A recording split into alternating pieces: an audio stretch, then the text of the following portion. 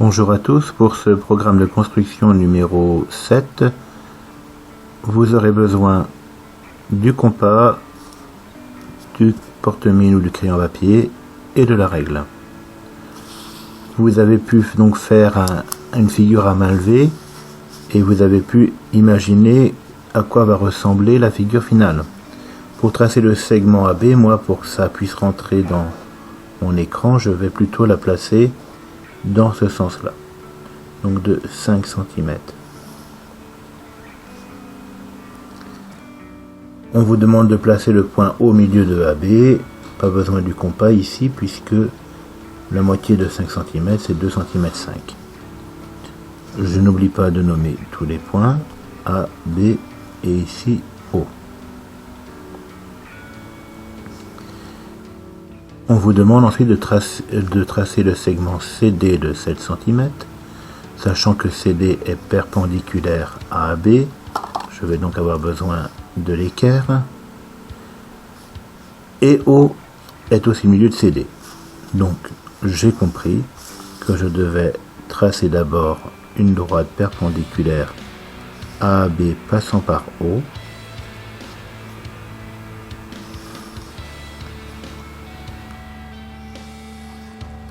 Puis je la prolonge des deux côtés.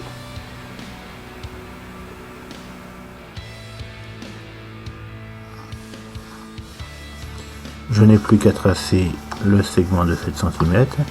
S'il mesure 7 cm et que O est le milieu, ça veut dire que O est à 3 cm 5 de chaque point.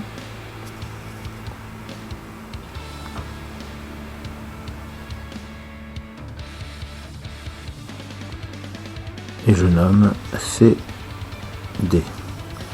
Je peux bien entendu gommer.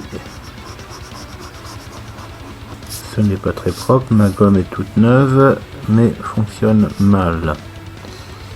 C'est ainsi.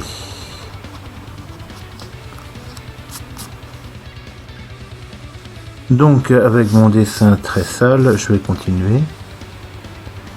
Trace le cercle de centre D et de rayon DB. Je vais donc avoir besoin du compas, que je vais mettre la pointe sur D, et évidemment je vais prendre l'écart DB et je trace le cercle.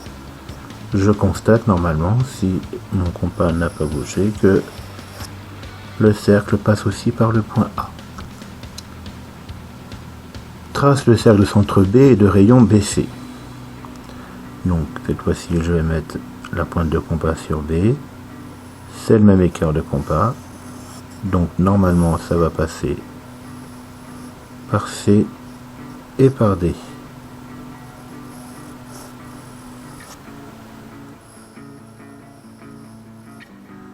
Et voici. Donc il ne me reste plus qu'à tracer le triangle, le quadrilatère ACBD. Moi j'ai inversé les deux noms, je peux remettre les noms corrects. Ben non, je ne vais pas les remettre correctement, sinon ça me changera. Je vais donc tracer le quadrilatère ADBC.